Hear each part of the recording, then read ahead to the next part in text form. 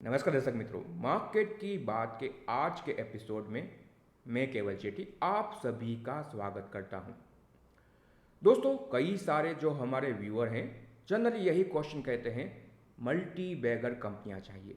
दोस्तों, तो आज के वीडियो में हम चर्चा करने वाले हैं कैसे आप मल्टी बैगर कंपनियां खुद आइडेंटिफाई कर सकते हैं, 10 गुना 20 गुना 30 गुना रिटर्न बना के दे सके। ऐसी कंपनियां अगर आपको ढूंढनी है तो क्या कुछ बेसिक चीज़ें हैं जो आपको ध्यान में रखनी चाहिए। दोस्तों, मार्केट है तो इसमें कोई बड़ा रूल नहीं लगता है, कोई भी कंपनी 10 गुना 20 गुना हो सकती है, बट कुछ बेसिक रूल जो हमारी समझ में लगते हैं हमें, वो हम आज के वीडियो में आपके सामने रखेंगे। आप चाहें तो इसको इम्प्लीमेंट करें, न चाहें तो न करें। अपने हिसाब से भी आप अपने रूल बुक बना सकते हैं कि कहाँ पे कैसे आपको कंपनी आइडेंटिफाई करनी है मल्टी बैगर रिटर्न के लिए। आगे बढ़े दोस्तों, उससे पहले एक अनुरोध रहेगा आप सभी से कि अगर आप पहली बार हमारा ये वीडियो देख रहे हैं और आपने चैनल को सब्सक्राइब नहीं किया है तो इन्वेस्टमेंट मंत्रा को सब्सक्राइब कीजिए, बेल आइकन को दबाइए ताकि जब भी नया वीडियो आए आपको नोटिफिकेशन मिल जाए। और अगर आप हमारे पुराने सब्सक्राइबर हैं तो चैनल को अपना सपोर्ट प्रोवाइड कीजिए, वीडियो को अपने दोस्तों के साथ शेयर कीजिए, परिवारजनों के साथ शेयर कीजिए और चैनल को भी ग्रो करने में हमें सहायता कीजिए। तो दोस्तों, 10 गुना रिटर्न बना के दे सके ऐसी कंपनियां कैसे ढूंढी जाए, चर्चा करते हैं इसके बारे में। दोस्तों, इसमें सबसे पहले तो आपको ध्यान में रखना है कि आपको छोटी अननोन कंपनी ढूंढनी है। दोस्तों, आप पॉपुलर कंपनी में निवेश करके 10-20 गुना रिटर्न नहीं बना सकते हैं। आप लार्ज कैप कंपनी खरीद लें, HDFC बैंक आपने खरीद लिया, वो आपको स्टेबिलिटी प्रोवाइड करेगी, आपको इन्फ्लेशन से 3-4% ज़्यादा रिटर्न बना के देगी, बट वो आपको मल्टीफोल रिटर्न यहाँ से बना के नहीं देगी। क्यों नहीं देगी? क्योंकि वहाँ पे बेस इफेक्ट एक पैरामीटर आपको ध्यान में रखना है। दोस्तों, एक कंपनी है जिसका सालाना प्रॉफिट है 5 करोड़ का। 5 करोड़ के सालाना प्रॉफिट को आप, थोड़ा बहुत कंपनी का मैनेजमेंट अच्छा हो, मेहनत करे, बिजनेस अच्छा हो, तो 5 करोड़ का प्रॉफिट 3-4-5 साल में 50 करोड़ पहुंच सकता है। बट अगर कंपनी का प्रॉफिट ही 50,000 करोड़ का है सालाना, तो उस 50,000 करोड़ के प्रॉफिट को फिर 5 लाख करोड़ तक पहुंचना बहुत ही मुश्किल होता है। जब एड्रेसेबल मार्केट में ही आप मार्केट लीडर हैं तो फिर वहाँ पे आप अपना मार्केट शेयर कैसे इम्प्रूव करेंगे, वो मुश्किल चीज़ होती है। हो सकता है, ऐसा कुछ नहीं है, आप 20-30 साल रहेंगे HDFC बैंक के साथ या दिग्गज TCS के साथ, तो ये कंपनियां भी यहाँ से 20-25 सालों में 10 गुना हो सकती है। बट हमें चाहिए कि ऐसी कंपनी जो 5 साल 10 साल के अंदर आपको 10 गुना रिटर्न बना के दे सके। तो दोस्तों, ये बात आपको पहले ध्यान में रखनी है। अननोन कंपनियां ढूंढिए।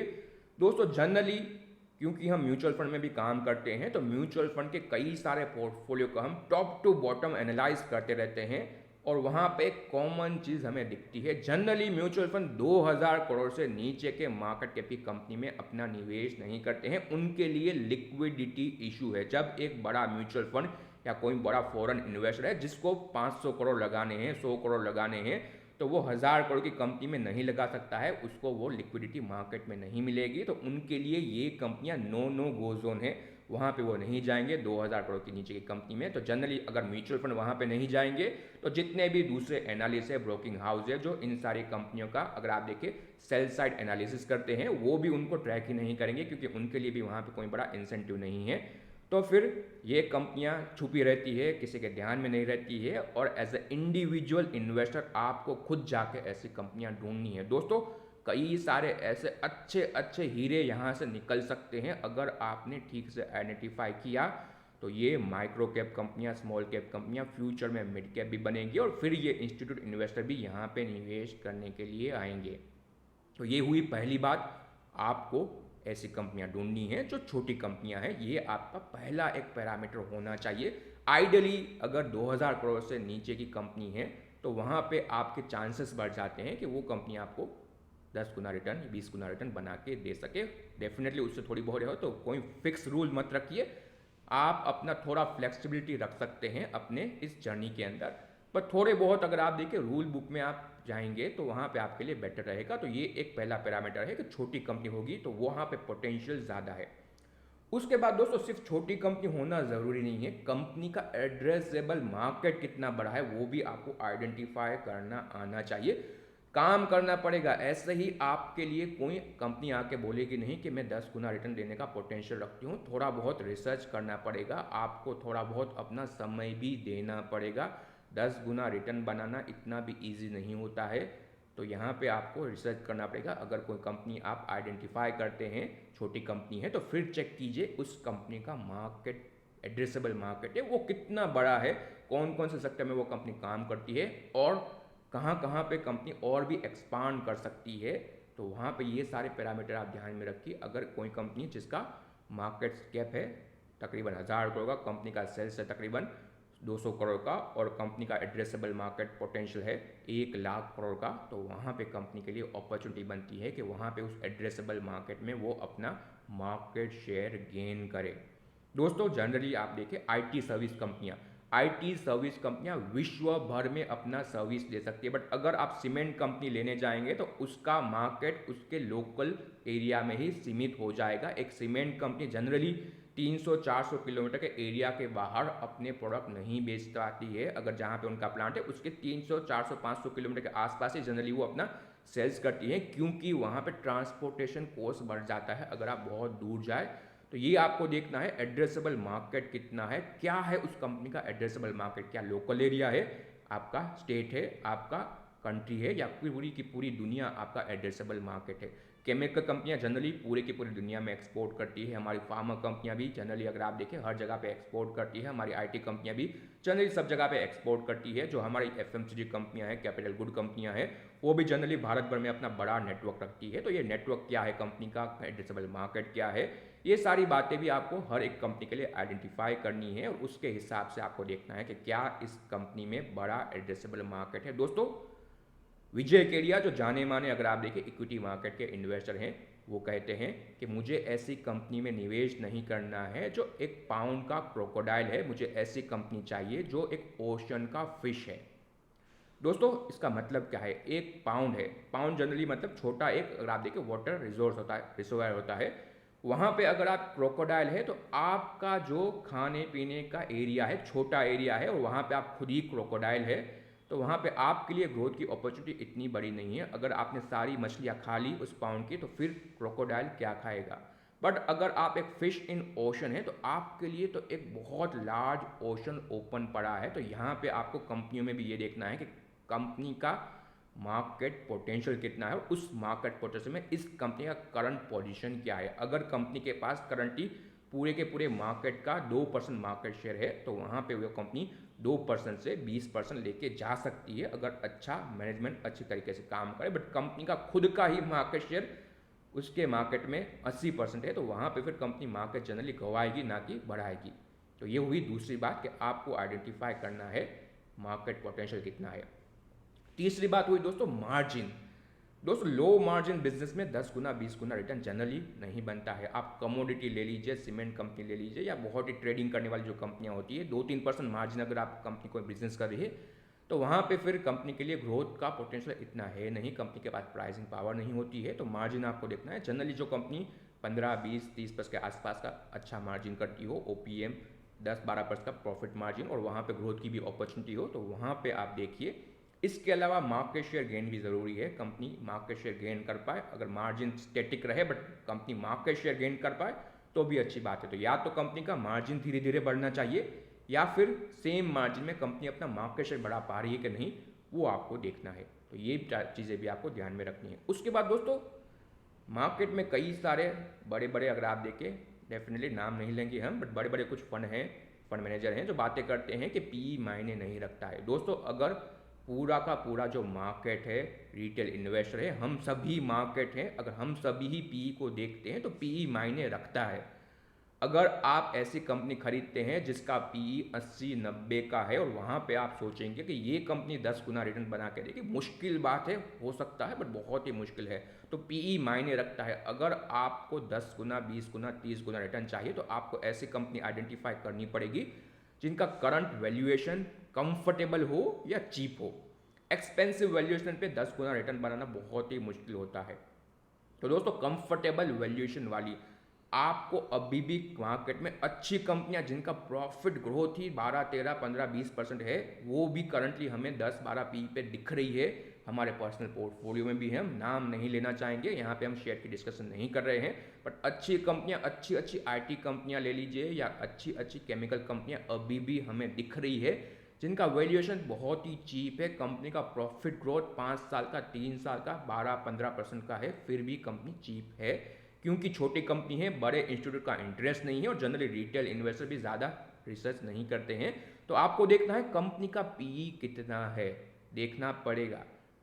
छोटा पीई जनरली आप देखिए तो 8 से 15 के रेंज में अगर किस कंपनी का पीई है तो वहाँ पे पीई एक्सपांशन का पोटेंशियल है। अगर 80 का पीई है, कंपनी प्रॉफिट ग्रो करेगी तो वो 80 का ही रहेगा। 80 से 120 पी एक्सपांड होना मुश्किल है, बट 10 से पी को 40 एक्सपांड होना ज़्यादा लॉजिकल थिंग है। लॉजिकल थिंग आप थोड़ा बहुत मार्केट में लगाइए। अगर किसी कंपनी का पी 10-12 का है और कंपनी प्रॉफिट भी कर रही है, ये सारी की सारी बातें एक साथ इंटरलिंक होती है, सिर्फ एक एक पैरामीटर को आपको नहीं देखना। ये पूरी की पूरी जो बात हम करें वो सारे के सारे पैरामीटर एक साथ आएंगे, तब आपके लिए ये एक पोटेंशियल मल्टी बैगर बनेगा। तो पी एक्सपांशन दोस्तों, सपोज कंपनी का पी 10 का है, कंपनी का ईपीएस है 100 का, कंपनी 20% का प्रॉफिट ग्रोथ दिखाती है, मतलब कंपनी का ईपीएस बढ़ रहा है साल दर साल 20% के आसपास का। लीनियर नहीं जाएगा, बता देते हैं, ऊपर नीचे रहेगा। मे भी एक साल में 15% ईपीएस बढ़ेगा, दूसरे साल में 25%, बट आप ऑन एवरेज मानिए कि 20% आपका ईपीएस ग्रो हो रहा है। अगर 20% ईपीएस दोस्तों ग्रो होता है तो 6 साल के अंदर आपका ईपीएस बढ़ जाएगा तकरीबन 3 गुना से 4 गुना आपका ईपीएस बढ़ जाएगा। और उसके साथ साथ ही जब आपका ईपीएस ग्रोथ होता है तो 10 का जो पी है वो जनरली मार्केट उसको बढ़ा देता है। मार्केट वहाँ पे ज़्यादा, अगर आप देखें, एक्सपेक्टेशन मार्केट की बढ़ जाती है। जब प्रॉफिट ऑटोमेटिकली आता है तो आपका पी भी जो 10 का है वो बढ़ सकता है, 30 तक जा सकता है। तो अगर आपका प्रॉफिट 3 गुना बढ़ गया और अगर आपका पी जो 10 है वो भी 3 गुना हो गया, तो पी मल्टीप्लाई बाई ईपीएस आपका शेयर का प्राइस, मतलब कि आपका शेयर का प्राइस तकरीबन 9 से 10 गुना बढ़ गया। तो पीई एक्सपांशन, ये भी आपको ध्यान में रखना है, क्या कंपनी के अंदर पीई एक्सपांशन का पोटेंशियल है कि नहीं। दोस्तों, मार्केट शेयर गेन कैसे होता है? मार्केट शेयर गेन में आपको कई सारे फैक्टर देखने हैं। उसमें वैल्यू माइग्रेशन, ये हमने एक पहले भी चर्चा की हुई है हमारे चैनल पे, आप ऑनलाइन भी सर्च कर सकते हैं। वैल्यू माइग्रेशन क्या होता है कि किसी और सेगमेंट से आपकी तरफ कस्टमर आ रहे हैं क्योंकि आपकी सर्विस बेटर है या कोई और चीज़ के कारण कस्टमर आपकी तरफ आ रहे हैं। आईटी सर्विस कंपनियां जो भारत में काम कर रही है, उन्होंने इतना मल्टीफोल्ड 25 साल का ग्रोथ क्यों दिखाया? क्योंकि जो फॉरेन कंट्रियां, डेवलप कंट्रियां थी, वहाँ पे वर्क फोर्स का कॉस्ट बहुत ज़्यादा होता था। तो इंडियन आईटी कंपनियां आपको बहुत ही टैलेंटेड वर्क फोर्स प्रोवाइड करती है रीजनेबल कॉस्ट पे। तो इसीलिए जो ग्लोबली बड़ी बड़ी आईटी कंपनियां थी, उन्होंने अपना पूरा का पूरा आईटी का काम इंडिया में आउटसोर्स कर दिया। और उनके लिए कॉस्ट, अगर आप देखें, भारत में इतना ही रीजनेबल था कि उनके लिए अगर इंडियन आईटी कंपनियां थोड़ा बहुत अपना कॉस्ट बढ़ाए, उनका मार्जिन अच्छा हो, तो उनके लिए बहुत डिफरेंस नहीं होता है। उनके अगर वहाँ पे काम करने जाएंगे तो बहुत ही महंगा उनके लिए पड़ेगा। तो बड़ी बड़ी जो बैंक्स थी विश्व की, वो उन्होंने भारतीय आईटी कंपनियों को अपने काम दे दिए। और अब तो कई सारी दूसरी भी बड़ी बड़ी इंजीनियरिंग कंपनियां, फार्मा कंपनियां, एविएशन कंपनियां, कोई भी सेक्टर में जहाँ पे आईटी का काम होता है वहाँ पे इंडिया का नाम होता है। तो दोस्तों, ये होता है वैल्यू माइग्रेशन। फार्मा में भी हमने वैल्यू माइग्रेशन किया, आईटी में भी किया, और मे भी आगे जाके केमिकल में भी ये हो सकता है। तो वैल्यू माइग्रेशन को आप ध्यान में रखिए, कहाँ पे ये हो रहा है। तो ये बहुत, अगर आप देखिए, 15-20 साल की स्टोरी होती है, वहाँ पे आपको बड़ी बड़ी ग्रोथ की स्टोरी मिल सकती है। दोस्तों, कमोडिटी के बारे में हमने ऑलरेडी चर्चा की। कमोडिटी कंपनियाँ, सीमेंट भी कमोडिटी में जनरली हम कंसिडर करते हैं, कमोडिटी में स्टील भी आएगा। इसके अलावा अगर आप देखें, जो छोटी छोटी कंपनियाँ हैं, क्रूड ऑयल में काम करती है या उसके रिलेटेड प्रोडक्ट में काम करती है, ये कमोडिटी कंपनियाँ आपको मल्टीफोल्ड रिटर्न नहीं बना के देगी। पावर कंपनियां जनरली ये नहीं करके दे सकती है, बहुत ही कैपेक्स लगता है। अगर बहुत ही कैपेक्स अगर आप देखें इंटेंसिव बिजनेस है, तो वहाँ पे 10 गुना रिटर्न बनाना बहुत ही मुश्किल होता है। पीएसयू कंपनियों में भी गवर्नमेंट का कंटिन्यूस, अगर आप देखें तो दखल रहता ही है गवर्नमेंट का, और गवर्नमेंट भी चाहती है कि पीएसयू कंपनियां उनको अच्छा डिविडेंड दे। तो जितना भी प्रॉफिट करे उसका major share as a dividend ही डिस्ट्रीब्यूट हो रहा है। तो कंपनी अपने ग्रोथ में तो पैसा नहीं लगा रही है।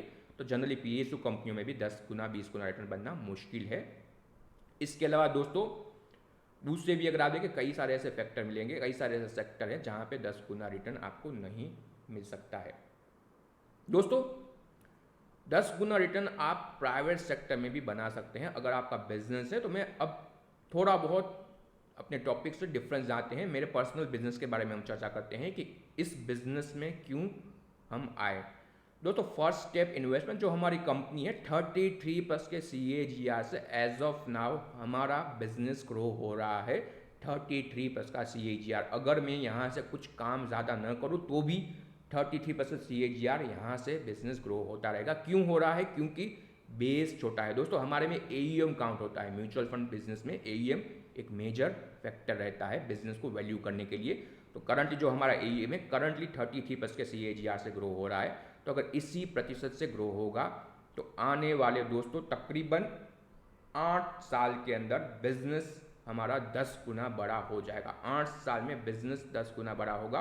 और क्योंकि यहाँ पे बड़ा कैपेक्स हमें नहीं करना है तो प्रॉफिट यहाँ से 12-13 गुना भी हो सकता है। और डेफिनेटली बिजनेस स्टैटिक नहीं रहेगा। 33% CAGR करंट हमारे SIP बुक पे ग्रो हो रहा है। हम कंटिन्यूसली डेफिनेटली अपना एफर्ट लगाते रहेंगे और आगे जाके वर्कफोर्स भी हम बढ़ाएंगे। तो यहाँ से कोशिश हमेशा रहेगी कि आने वाले 5-10 साल के लिए तो एटलीस्ट हम 50+ के CAGR से बिजनेस को ग्रो कर पाए। तो दोस्तों आप अगर बड़ा कैपिटल रखते हैं, आप HNI इन्वेस्टर हैं, तो आप चाहें तो लोकल छोटे जो स्टार्टअप होते हैं, MSME होते हैं, जिनका बिजनेस मॉडल अच्छा हो, उनको आप सपोर्ट कर सकते हैं। करंटली पूरे के पूरे विश्व में यही हो रहा है। जो बड़े बड़े VC फंड है छोटे छोटे स्टार्टअप को फंड करते हैं, उनको सपोर्ट करते हैं, थोड़ा बहुत इक्विटी लेते हैं। दोस्तों अगर उनमें से 1-2 ऐसे स्टार्टअप 50 गुना भी हो गए तो आपके लिए बेहतरीन वेल्थ बन सकती है। तो करंटली ग्लोबली ये हो रहा है। आप अगर HNI इन्वेस्टर हैं, आपको थोड़ा बहुत बिजनेस मॉडल का समझ है तो आप ये कंसिडर कर सकते हैं। तो ये हमारा पर्सनल बिजनेस का बात हो गया। उसके बाद दोस्तों कुछ ऐसे भी इवेंट होते हैं जहाँ पे मल्टीपल रिटर्न बन सकता है। डीमर्जर, स्पिन ऑफ, बड़ी बड़ी कंपनियां जनरली कभी कभी डीमर्जर करती है अपने कोई छोटे बिजनेस को, तो वहाँ पे अपॉर्चुनिटी बन सकती है। दोस्तों जब कोई बड़ी कंपनी है जहाँ पे बड़े बड़े FII इन्वेस्टर हैं, वो अपना कोई बिजनेस डीमर्जर करती है तो FII को भी वो डीमर्ज बिजनेस मिल जाता है। दोस्तों कई सारे FII मैंडेट पे काम करते हैं कि वो 2000-5000 करोड़ के नीचे की कंपनी में निवेश नहीं करेंगे, और अगर डीमर्जर बिजनेस छोटा बिजनेस है तो बिना सोचे समझे उस बिजनेस को बेच देंगे।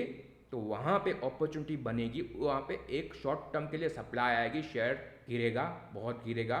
तो वहाँ पे आपको देखना है क्या इस डीमर्जर बिजनेस में अच्छा पोटेंशियल है। जनरली जब डीमर्जर होता है तो वैल्यू अनलॉक होता है, तो वहाँ पे भी आप आइडेंटिफाई कर सकते हैं। डीमर्जर हो गया, स्पिन ऑफ हो गया, और कभी कभी अगर आप में स्किल्स है तो कई सारे ऐसे रेजुलेशन होते हैं NCLT में जहाँ से कंपनी निकल के आती है, खराब कंपनी, सिक कंपनी को बड़ी कंपनी अक्वायर करती है। तो ऐसे बिजनेस पे भी आपको अपना नज़र ज़रूर रखना है। रिस्की होता है बट वहाँ पे भी अपॉर्चुनिटी बड़ी बन सकती है। तो दोस्तों ये बात हो गई 10 गुना, 20 गुना, 30 गुना रिटर्न कैसे बनाना है। अब दोस्तों कहाँ कहाँ से ये बन सकता है, कोई रूल नहीं है। फिर से मैं आपको बता दूँ, कभी भी कहीं पे भी 10 गुना, 20 गुना, 25 गुना रिटर्न कोई भी शेयर बना के दे सकता है।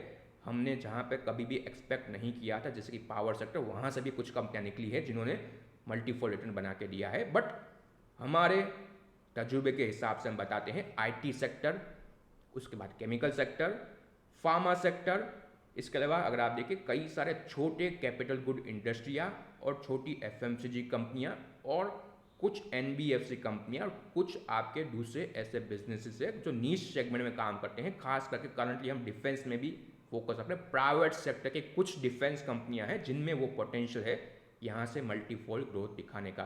तो दोस्तों आप अपना लिस्ट बनाइए, आपको रिस्क भी ध्यान में रखना है। हमारे एक वीडियो में हमने रिस्क के बारे में भी चर्चा की हुई है। तो ये सारी की सारी बातें हो गई। उसके बाद उसके ऊपर आपको रिस्क को भी इम्प्लीमेंट करना है। और दोस्तों हमेशा ध्यान में रखना है डाइवर्सिफाई पोर्टफोलियो रखिए। पोर्टफोलियो कैसे बनाना है उस पर भी हमारा वीडियो हमने ऑलरेडी आपके लिए पोस्ट किया है, तो वो वीडियो भी आप देखिए और इसके हिसाब से काम करेंगे तो वेल्थ क्रिएशन में आपको बेनिफिट मिलेगा।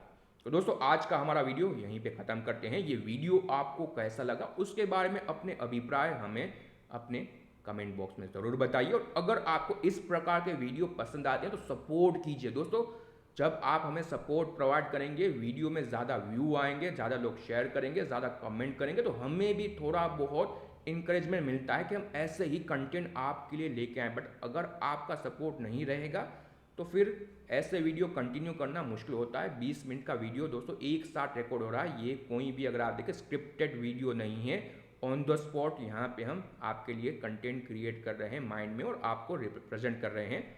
तो अनुरोध रहेगा थोड़ा बहुत सपोर्ट प्रोवाइड कीजिए वीडियो को शेयर करके, और अगर आपने यहाँ तक आके चैनल को सब्सक्राइब नहीं किया है तो चैनल को सब्सक्राइब कीजिए, बेल आइकन को दबाइए ताकि जब भी नया वीडियो आए आपको नोटिफिकेशन मिल जाए। Thank you for watching. जय हिंद।